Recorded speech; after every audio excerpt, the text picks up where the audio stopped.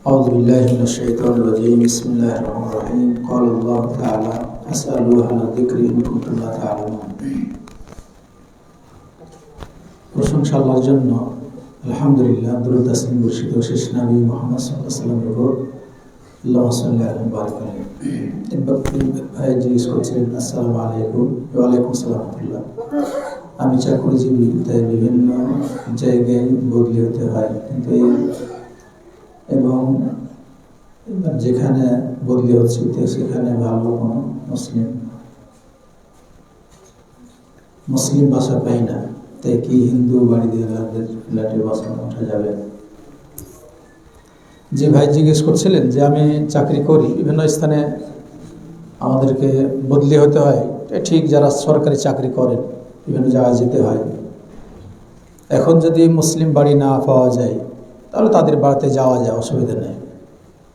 হিন্দু যদি বাড়িও হয়, বাড়ি তৈরি থাকে, আপনার ইবাদতবন্দি করতে কোনো আপত্তি যদি না থাকে তাহলে ইনশাআল্লাহ কোনো অসুবিধা নেই।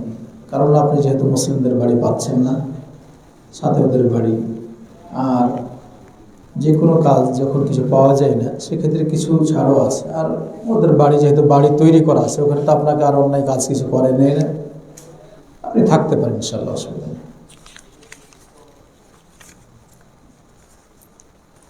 জিয়ারা ভাই প্রশ্ন করছিলেন যে আমার একজন প্রিয় ভাই, উনি বিবাহিত, কিন্তু তার সাথে হারাম সম্পর্কেও লিপ্ত। ওনাকে বুঝালেও কাজ হচ্ছে না। জি, এখন বিবাহিত যারা আছে, যে সমস্ত ভাই বিবাহিত, এখন যদি হারাম কাজ তো অনেক আছে। এখন হারাম কাজ বলতে কি ওনার স্ত্রী আছে, অন্য কোনো মেয়ের সাথে কোনো সম্পর্কের কি, তো যে কোনো হারাম কাজ হোক, বিশেষ করে এখন বর্তমানে যা ঘটছে বেশি, যে বিবাহিত নারী পুরুষ তার স্বামী বা স্ত্রী থাকার পরেও, যেমন মহিলা তার বাড়িতে স্বামী আছে, হয়তো দূরে কেউ আছে, তা অন্য ছেলের সাথে খারাপ সম্পর্ক যেগুলো আপনারা জানেন করে, এগুলো সবগুলো হারামি কাজ। আর আপনার বাড়িতে স্ত্রী আছে, অথবা আপনি ছেলে মানুষ, আপনার বাড়িতে স্ত্রী, তার স্বামী আছে, হারাম কাজে কেউ যদি যুক্ত হয় তাহলে শরীয়ত যা বলছে যে রজম মেরে হত্যা করার কথা বলছে, এটা ইসলাম শরীয়ত যারা রাষ্ট্র ক্ষমতা আছে এগুলো তারাই করবে। আর বিশেষ করে যা হোক, তিনি ওইগুলো কিছু যেহেতু বলেনি হারাম কাজে লিপ্ত আছেন, তাকে একটু আল্লাহর ভয় দেখাবেন, মৃত্যুর ভয়, পরকালীন কথা, এগুলো ভয় দেখাতে হবে। আল্লাহ যেন আমাদের সে তৌফিক দান করেন। কারণ হারাম কাজ করে কেউ কোনোদিন শান্তি থাকতে পারে না। হারাম কাজে কোনো শান্তি নেই। হারাম কাজ সবসময় আপনার ক্ষতি নিয়ে আসে।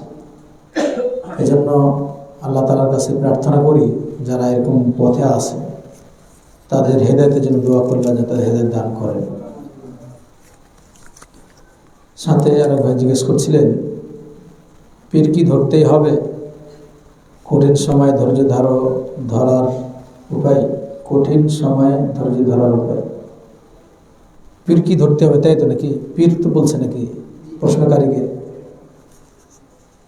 পীর বলতে আসলে পীর একটা ভাষা, যে ভাষাটা কেউ বলেন যেটা পীরটা সম্মানিতের ক্ষেত্রে ব্যবহার হয়, কিন্তু আমাদের দেশে যে পীর যারা মুরব্বীকে পীর বলা হয়, যারা মুরব্বী, তো পীর ধরা যেটা বলছেন, ধরা মানে আমাদের দেশে কেউ মৃত্যুবরণ করেছেন, তার কাছে কেউ সাহায্য চায় বা তার কাছে ওসিলা করে, এরকম কিছু করে, সাথে পীর ধরতেই হবে। পীর ধরা বলতে কিছু নেই। যদি আপনি মনে করেন যে না, একজন গুরুজনকে আপনি মনে করেন যে একজন আলেম মানুষ, ওনার কাছে গিয়ে কোরআন হাদিস শিখবো, সেক্ষেত্রে হতে পারে, কিন্তু পীর ধরা যে ভাষা আছে আমাদের দেশে, এটা না। কারণ ওদের একটা ভাষা, যার পীর নেই তার পীর হলো শয়তান, এটা হলো শয়তানের কথা। যার পীর নেই তার পীর হলো শয়তান। ও বোঝাচ্ছে যে যিনি মানে কোনো মাজারি ব্যক্তির কাছে, কোনো মাজার কাছে যায় না বা কাউকে ধরে না, তার পীর হলো শয়তান, বা এরকম কথাবার্তা, এগুলো কথাটাই শয়তানি কথা। আপনি কোরআন সুন্নাহ মানবেন, আপনার বাড়িতে সব থেকে বড় পীর আছে আপনার পিতামাতা, পিতামাতার থেকে দুনিয়াতে বড় পীর কেউ নেই। পিতামাতার যদি আপনি খেদমত করেন, পিতামাতার প্রতি যত্ন নেন, তাদের দোয়াতে আপনার ইহকাল পরকাল কল্যাণ হবে। এজন্য আব্দুল্লাহ মাসউদ তিনি আল্লাহ রসুল সাল্লাহ সাল্লাম জিজ্ঞেস করছেন, আল্লাহ রসুল সাল্লাহ সাল্লাম সর্বশ্রেষ্ঠ আমল কোনটি? তিনি বলে আল সালাতু লিমা আকাইতিহা, সময় মতো সালাত পড়া। এরপরে বলেন কোনটি? আল বিরুল ওয়ালিদাইন, পিতামাতার প্রতি ভালো ব্যবহার করা, খেদমত করা। এরপর আল্লাহ রাস্তায় জিহাদ করা। এখানে কোথাও কোরআন হাদিসে কোন ব্যক্তিকে ধরতেই হবে, ধরা অজি বা ধরতেই হবে, না হলে তার পীরমুখ বা শয়তান, এই কথাবার্তা কোথাও খুঁজে পাবেন না। এগুলো শয়তানদের কথা। আল্লাহ যেন হেদায়েত দান করে।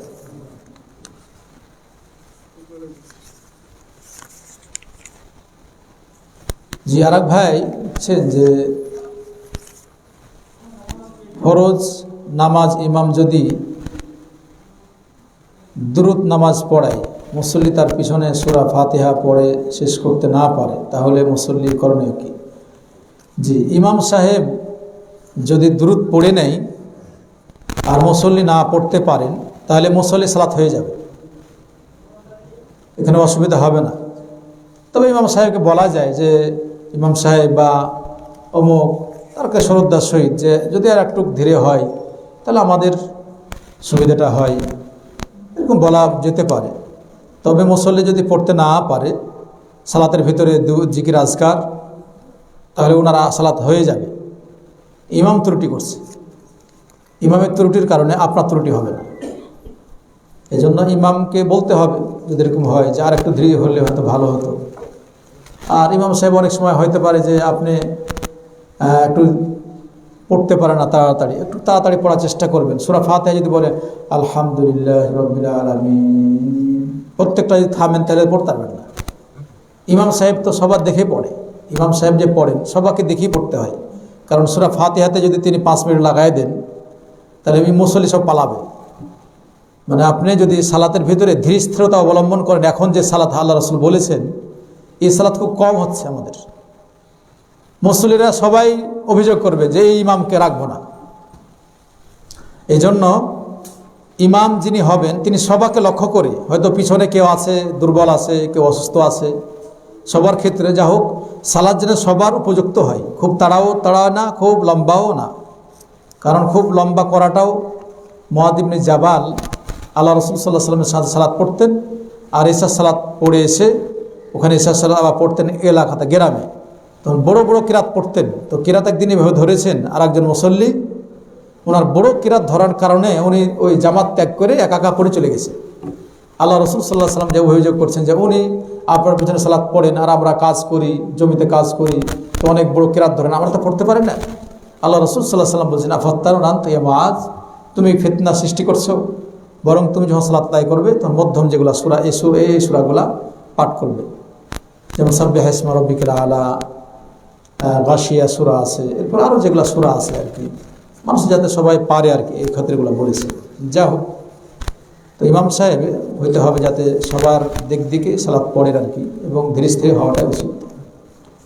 যে সালাতের জন্য কিভাবে দাওয়াত দেওয়া যায়, দাওয়াতের ক্ষেত্রটা আহাল পরিবারকে আগে দিবেন। আপনি যদি সালাত আদায়কারী হন, আপনার পরিবার সালাত আদায় না করে, এদেরকে সালাতের কথাগুলো বলবেন। সাথে এলাকাতে যারা আছে, দেখছেন যে কেউ সালাতে আসছে না, তাদের বাড়ি পারলে যান, বা বাজারে হাটে বাজার যেখানে আছে বলেন যে মসজিদে আসো,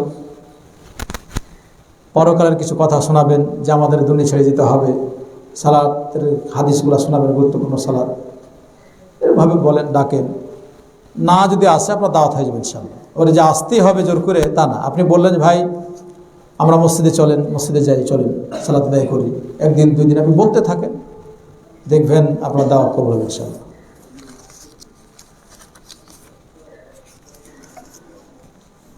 জি, আর ভাই দিয়ে সালাম দিচ্ছে, আসসালামু আলাইকুম। জি, ওয়ালাইকুম আসসালাম ওয়া রাহমাতুল্লাহ। আমার প্রশ্নটি যে আল্লাহর প্রথম আসমানে আসা সংক্রান্ত, যা আপনি ইতিপূর্বে বক্তৃতাতে বলেছেন যে আল্লাহ তাআলা যে বিশেষ রাতে প্রথম, আল্লাহ কি সৃষ্টির উপর নির্ভরশীল হয়ে যাচ্ছে না? যিনি এটা প্রশ্ন করেছেন বা যিনি একটা ধারণা, এটা আপনার সম্পূর্ণ ভুল ধারণা। ফাআলুল লিমা ইউরিদ, আল্লাহ যা ইচ্ছা তাই করতে পারেন। সৃষ্টি কোথায়? আপনার মাথার উপর আসছে। আল্লাহ তাআলা আসমান জমিন সব সৃষ্টি করেছেন, তো ওনার সৃষ্টি আসমান জমিন, তো তিনি যে নেমে আসেন এটা হাদিস স্পষ্ট। এখন কেমন করে কি করে কার উপর ভর করা, এরকম প্রশ্ন করা মানে এখানে শয়তান অসসা দিচ্ছে, আপনার ইমানটা কি করে নিয়ে যাবে। আমাদের সমাজে কিছু ভাই আছেন, এই যে ডাইরেক্ট হাদিস আবু হুরায়রা রাবি তিনি বলছেন আল্লাহ তাআলা বলছেন যে আল্লাহ তাআলা প্রত্যেক রাত্রে তৃতীয় অংশে নেমে আসেন, এরপরে বলেন মাইয়া দুউনি ফাস্তাজিব লাহু। তো প্রত্যেক রাতে তৃতীয় অংশে যে নেমে আসেন, আমাদের অনেক ভাইরা বলেন তার রহমত আছে, তার আদেশ আছে, ফেরেশতারা আছে, তো তিনি নেমে আসেন না।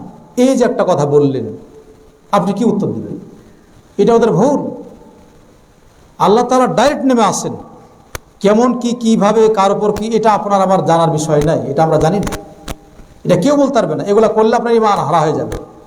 বাস হাদিস এসছে যে আল্লাহটা ডাইরেক্ট নেমে আসেন, এটা আপনার বিশ্বাস করতে হবে। আসমান নিম্ন আকাশে আসলেন তো সৃষ্টির উপর ভর হলো কি করে, আপনি কি করে বুঝবেন? এই জন্য এরকম কথাবার্তা এগুলো না। আল্লাহ তাআলা আসেন, হাদিসে কুদসি তিনি বলছেন তিনি নেমে আসেন, এতটুকু আমাকে বিশ্বাস করতে হবে। এই হাদিসে প্রমাণ করে যে আল্লাহ তাআলা উপরে, যিনি উপরে তিনি নেমে আসেন। তিনি তো বললেন যে আমি দুনিয়াতে নেমে চলে এলাম, আসমানে, আসমান তো উপরে, কেমন করে কি করে এটা আপনার আমার জানা নেই। নেমে আসেন এতটুকু আপনাকে বিশ্বাস করতে হবে। প্রত্যেক রাত্রে তৃতীয় অংশে নেমে আসেন, আল্লাহ তাআলা নিজেই বলছেন, বিধায় আপনার আমার এর উপর কোনো কথা বলার নেই। এই কথা বললে অন্য সাইডে চলে যাবে। আল্লাহ যেন আমাদের বোঝার তৌফিক দেন। আর এক ভাই জিজ্ঞেস করছিলেন যে আমার পারিবারিক নিয়ে বাইকে আচ্ছা বাইক করে অনেক দূর দূরান্ত মাঝে যাই, বেড়াতে যাই। আচ্ছা, যখন সালাতের সময় হয় আমি মসজিদে গিয়ে সালাত আদায় করি, পরিবার বাইরে রেখে দাঁড়িয়ে থাকে, আমার করণীয় যা হোক। এরকম বিষয়টা যদি এরকম হয় যে আপনি নিয়ে যান আর সালাতের সময় হয়, মসজিদে যদি এক সাইডে সালাতের ব্যবস্থা থাকে তাহলে উনি উজু করে এক সাইডে সালাত করতে পারেন, বা মসজিদ পুরুষ মানুষ হলেও পর্দার সহিত এক সাইডে সালাত করতে পারে। আর যদি ব্যবস্থা না থাকে উনি থাকবেন, এক সাইডে দাঁড়িয়ে থাকলেন, আপনার সালাত হলে আপনি যে আসবেন, অসুবিধা নেই। আর পরিবারকে বাইকে এখানে ওখানে না নিয়ে যায় ভালো। জি, আর ভাই জিজ্ঞেস করছিলেন মোহাম্মদ বিন আব্দুল ওয়াহাব এর মতে বাংলাদেশের শাসন কাজ যারা পরিচালনা করছেন তারা কি কোরআন সুন্নাহ অনুযায়ী কাফের, যেহেতু আল্লাহ তাআলা আইন বিরুদ্ধে তারা আইন প্রণয়ন করে। মোহাম্মদ বিন আব্দুল ওয়াহাব রাহিমাহুল্লাহ এরকম কোনো কথা বলেননি, বা আমরাও বলছি না যারা পুরো দেশ চালাচ্ছেন তারা কাফের, আমরা এটাও বলছি। এটা কে বলছে? বিষয়টা হলো যে আমার ভুল ত্রুটিটা, আপনার আমার ভুল থাকলে বলতে হবে না। ভুল থাকলে যদি না বলেন তো আপনিও মরবেন আমিও মরব। এই জন্য আল্লাহ বলছেন কুনতুম খায়রা উম্মাতিন উখরিজাত লিন-নাস তা'মুরুনা বিল মা'রুফ ওয়া তানহাউনা আনিল মুনকার। তোমরা শ্রেষ্ঠ জাতি, তোমাদের বের করা হয়েছে জাতির ভিতর থেকে যে তোমরা মানুষের সৎ কাজের আদেশ করবে, অসৎ কাজটা নিষেধ করবে। এখন সৎ কাজের আদেশ করার দায়িত্ব আপনার, অন্যায় দেখলে নিষেধ করার দায়িত্ব আপনার। এখন তিনি মানলেন না কি করলেন এটা আপনার দায়িত্ব না। আল্লাহ তাআলা বলছেন আল্লাহ রাসূল সাল্লাল্লাহু আলাইহি ওয়াসাল্লামকে যে লাস্তা আলাইহিম বিমুসাইতির, তোমাকে আমাদের দেশে দেখবেন যারা পুলিশ আছে, দারোগা আছে, র্যাব আছে, এরা কি জেলে খালি মানুষকে পিটে না কি করে, না আদেশ করে ভাই করো না এই করো না, তাদের কিছু দায়িত্ব আছে তো তাদের, কিন্তু যেহেতু আমি পিটাইনি দেয় না, তারপরে তোমাকে দারোগার উপরে প্রেরণ করে দিতে মারবে সবারে, তোমার বলা দায়িত্ব মানুষকে নসিহত করো, নসিহতের দায়িত্ব। যে কেউ যদি অন্যায় কাজ করে হয়তো উনি বোঝেন না, এটা বলার দায়িত্ব আপনার আমার, নসিহত করার দায়িত্ব। এই জিনিসটি হারাম, কেউ যদি হারাম জিনিস জেনে শুনে বুঝে করে যে এটা পাপ, তাহলে পাপ জানছে তারপর করছে, উনি পাপী, কিন্তু আমি তাকে দিন থেকে বের করতে পারবো না। যেমন সুদকে খায় না বলেন তো কয়জন বাকি আছেন? সুদ হারাম, এখন সুদ হারাম, তো সুদ আপনি জেনে শুনে খাচ্ছেন, হারাম তারপর খাচ্ছেন, আপনি মুসলিমই আছেন। কিন্তু এই সুদকে যখন আপনি বলবেন যে সুদ হালাল এই জন্য আমি খাচ্ছি, তখন আপনি দিন থেকে বাইরে। গণতন্ত্রের কথা বলছে, যখন আসে এই তন্ত্র আসছে, গণতন্ত্রের যে কথা যেন আপনি বলবেন, সে যে দুনিয়ার কেউ হোক, যে হোক, কোন আলেম এখানে যদি সে প্রকৃত আলেম হয়, তার বলার ক্ষমতা নেই যে বাংলাদেশে যেভাবে গণতন্ত্র রাজ্য, যে কোনো রাষ্ট্রে হোক সবার ভোট সমান আর গণতন্ত্র যা চলছে এটা হালাল, এটা যদি বলে উনি আলিমই না, আলিমের বাইরে সে। কারণ গণতন্ত্রটা কি বলছেন আপনি? গণতন্ত্র বলছেন মানে সকল ক্ষমতার উৎস জনগণকে আপনি দিচ্ছেন, এটা কেউ বলবে যেটা হালাল? আন্নাল কুওয়াতা লিল্লাহি জামিয়া, সকল ক্ষমতার উৎস আল্লাহ তাআলা। দুনিয়াতে আপনার ক্ষমতা দেওয়া হয়েছে স্থায়ী না, এটা ক্ষণস্থায়ী। আপনার আহল পরিবার আছে, আপনার বাড়িতে মারা গেলেন, তারপর আপনার ক্ষমতা আছে না চলে গেছে ক্ষমতা? আপনি মারা গেলেন, কবরে চলে গেলেন, আপনি যতদিন দুনিয়াতে বেঁচে আছেন আপনার ক্ষমতা আছে। তাই হারামি কাজ, আমরা হারাম যেটা হারাম বলতে হবে, শিরক শিরককে বলতে হবে। উনি পালন করলেন না করলেন এটা আমার দেখার বিষয় না। মানুষ কুফরি করে মুসলমান থাকে, যদি ও হয়তো বুঝে না, তার কোনো যুক্তি আছে, উনি যুক্তি দিচ্ছেন যে আচ্ছা আমরা যদি ভোট না করি কে করবে, উনি যুক্তি দিচ্ছেন, ওর যুক্তিটা খণ্ডন করতে হবে। এজন্য আমরা হারাম বলছি, হারামকে কেউ যদি হালাল করে তাহলে উনি দিন থেকে বাইরে। গণতন্ত্র হারাম, এটা হারামই বলতে হবে, এটা হারামি হারামি। এই পদ্ধতিতে কোনোদিনই কোশ্চিন কালেও বাংলাদেশ যে কেউ হোক যেটা বলুক, কোনো সময়ের ইসলাম শাসন তারা ব্যবস্থা করতে পারবে না। লিখে রাখেন, ধর্মমন্ত্রী এখন না, যিনি ধর্ম উপদেষ্টা আছেন ওনারই তো কথা যে এই স্থানে যে আসবে ওই কাজ করতে পারবে না, উনিও বাধ্য। এই দেশে এটা কাজ আপনি সহজে করতে পারবেন। মানুষের অন্তর চেঞ্জ করেন, মানুষের চিন্তা ফিকির চেঞ্জ করেন। আমরা চেঞ্জের কাজ আপনি বলেন কতদিন, যতদিনই হোক, যদি কোরআন সুন্নাহ, যদি নবী রাসূলের সেই সাহাবারা করতে পারে, খোলাফা রাশিদিন, এরা কোরআন হাদিস এখনো আছে। আপনাকে অন্যায় কাজ করে বলছে যে আপনি এই করবেন, সেগুলো আপনাকে নিষেধ করছে, এটা বলছে না, কি করছে তাদের ব্যাপার। আব্দুল ওয়াহাব রাহিমাহুল্লাহ মানুষ কিভাবে কাফের বলেন না, বরং বলছে যে এই কাজটা ঠিক না, এটা ঠিক না, এটা ঠিক না। যেমন আমরা কি বলি না, আমরা বললে হারাম, আপনি হারাম জানেন, বলুন কে হালাল বলুন, দেখি দেখি কোন আলেম দেখান। আমি এই কথা থাকলো বলেন উনি হারাম বলছে, হালাল দেখান আপনি। গণতন্ত্র হারামি হারামি যে পদ্ধতিতে চলছে, কোন একজন প্রকৃত আলেম, দুনিয়ার যে কোনো আলেম হোক, এই কথার সে ডিলিট করতেই পারবে না, তার কোনো ক্ষমতা নেই। কারণ এই দলিল আন্নাল কুওয়াতা লিল্লাহি জামিয়া। উনি বলছেন গণতন্ত্র সকল ক্ষমতার উৎস জনগণ, আর আল্লাহ বলছেন সকল ক্ষমতার উৎস আল্লাহ তাআলা। তাই এই কথা মানুষ করছে, সেটা আল্লাহ হয়তো সে বলছে যে আল্লাহ ক্ষমা করে দাও, উনি হারামি মনে করেই করছেন, হারামি মনে করে দিকে করে, আল্লাহ তাওবা করে, আল্লাহ দোয়া করবে, আল্লাহ হেদায়েত দান করে, আল্লাহ আমাদের কল্যাণ দান করে। আর দোয়া তো করলাম, এখন শুনলেন যে আল্লাহ যারা কোরআন সুন্নাহ চায় তাদের উপর আস্থা ক্ষমতা দাও, আল্লাহ তাআলা তাদের অন্তরে ভয় দেখা আসতে তো পারে। যেটা ঠিক না সেটা আমি নিষেধ করবো, যেটা ঠিক আপনি করেন। এই জন্য যেটা না সেটা হা আর না করতেই হবে, না তো নাই, হা তো হয়। এখন তারপরে যদি করে আশা বলেন ওইটা নিয়ে তো কথা হচ্ছে, আপনার বাড়িতে আপনার স্ত্রী আছে, তারপরে অন্য মেয়ের সাথে বলতে এটা কেন হারাম না? আপনি বিবাহিত পুরুষ অন্য নারীর সাথে কথা বলছেন, ঠিকই আপনি সম্পর্ক করছেন, এটা হারাম না? এনে তো কথা বলেন না। আপনার মেয়ে অন্য ছেলের সাথে কথা বলছে, স্কুলে কলেজ যাচ্ছে, রিস্কায় চলে যাচ্ছে একসাথে, এই কি জানেন না? এটা কেন বলছেন না? আমরা সব ক্ষেত্রে আমি বলছি যে যেটা হারাম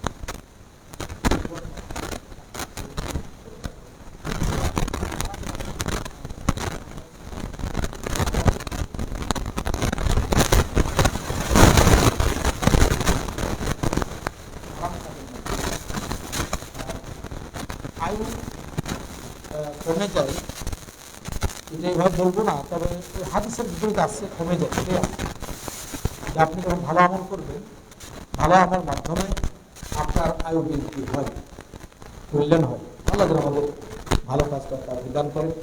আপনি হস্তবোধন করবেন কেন, অনলাইন কাজ করতে যাবেন, অশ্লীল ভিডিও দেখবেন কেন, বিয়ের বয়সে বিয়ে করবেন, এগুলো দেখে আপনার চোখের ক্ষতি, ইমানের ক্ষতি, আপনি দুর্বলতা হবেন, আপনার ক্ষতি হবে। আল্লাহ যেন আমাদের থেকে রক্ষা করে।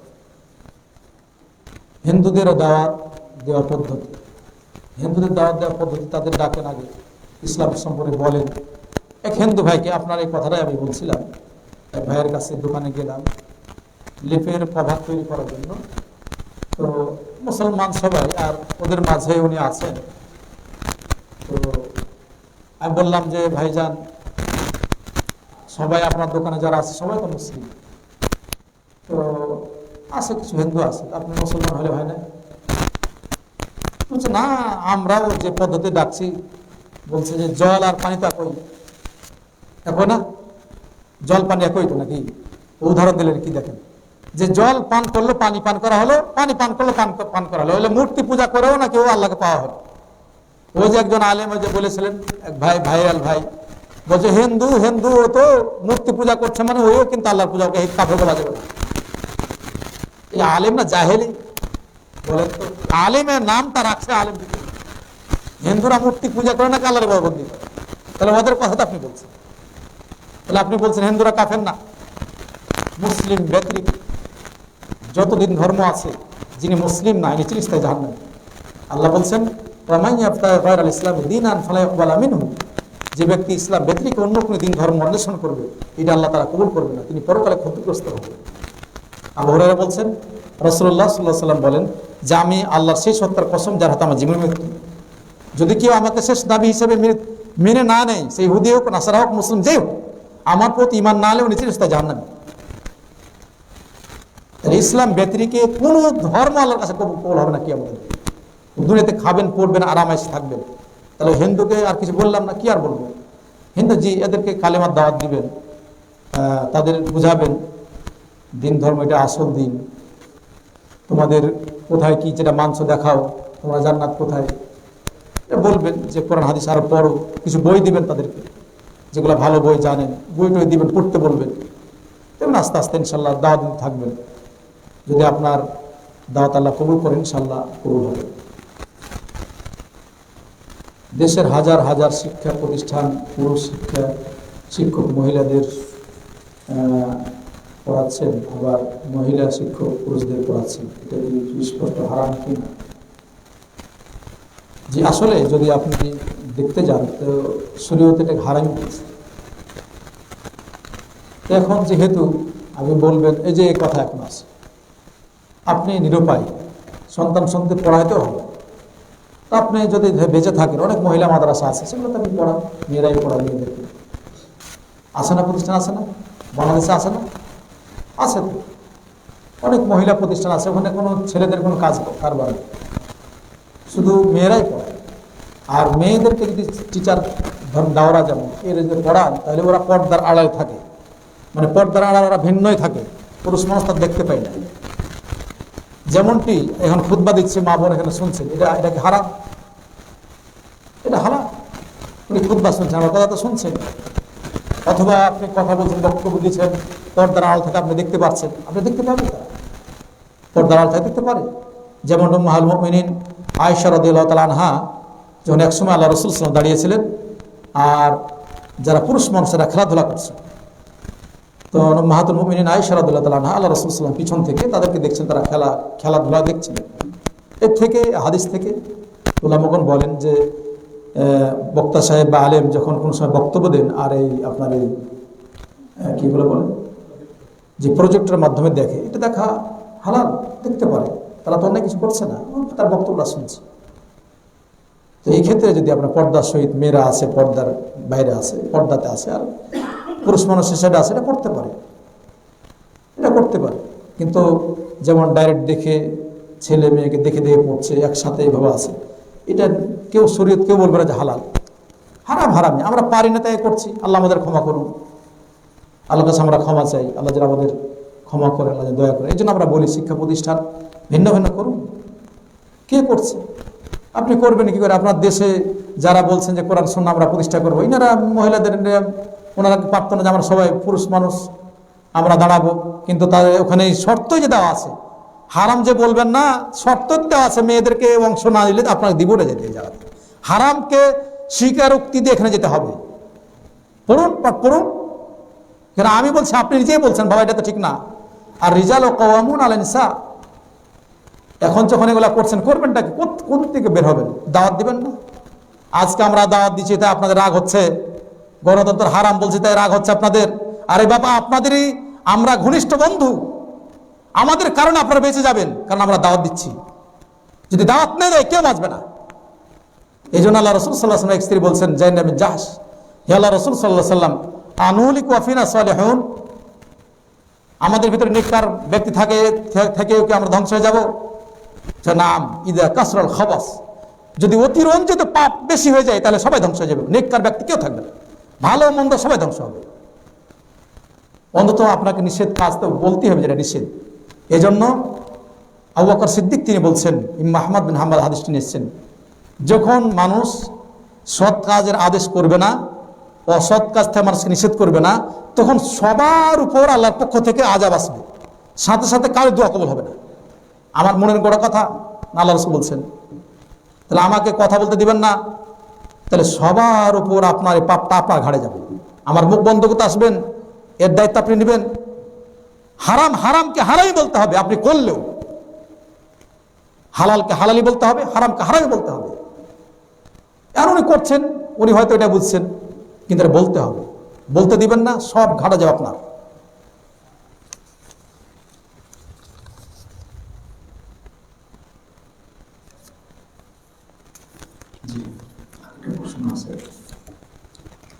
যে অতিরিক্ত শিরিক নিয়ে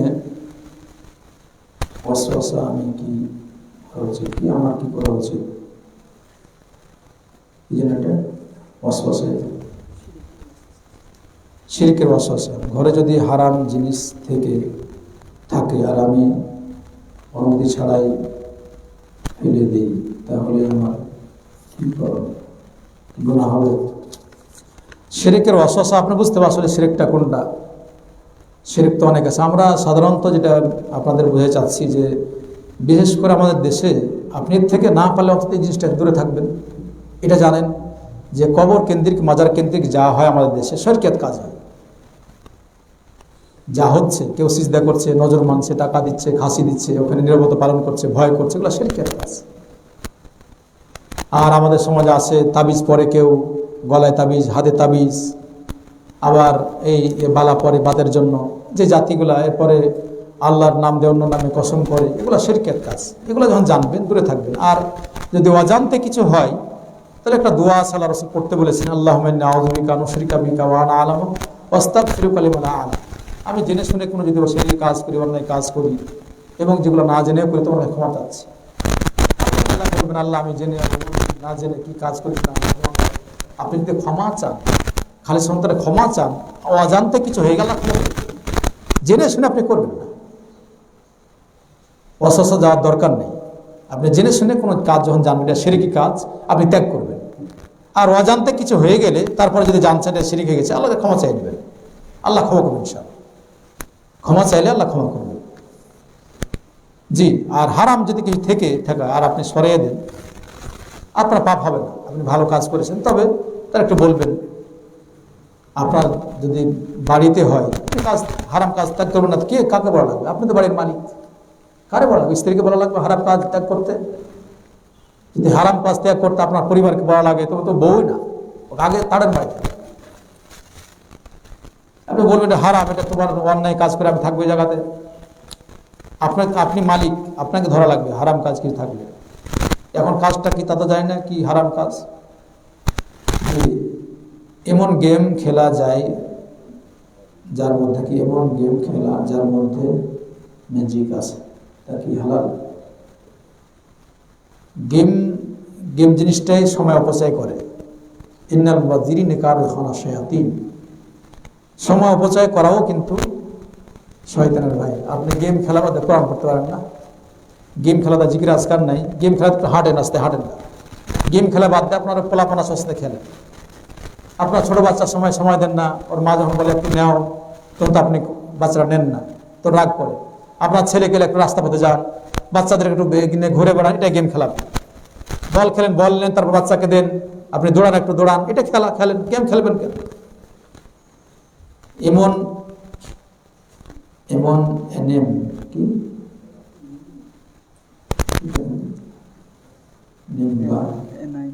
কার্টুন আচ্ছা আচ্ছা, কার্টুন বা নাটক দেখা কি যায়, যার মধ্যে ম্যাগাজিন, যাক যেগুলো ম্যাজিক টেজিক আছে এগুলো দূরে থাকাই ভালো, কারণ গান বাজনার ভিতরে আছে, এসব দেখে আমরা দূরে থাকতে পারি, সেখানে আমাদের করলেন। আল্লাহ যেন আমাদের ইহকাল পরকাল কল্যাণ দান করেন। আলহামদুলিল্লাহ আলামিন। সুবহানাল্লাহি ওয়া বিহামদিহি, আশহাদু আল্লা ইলাহা ইল্লাল্লাহ।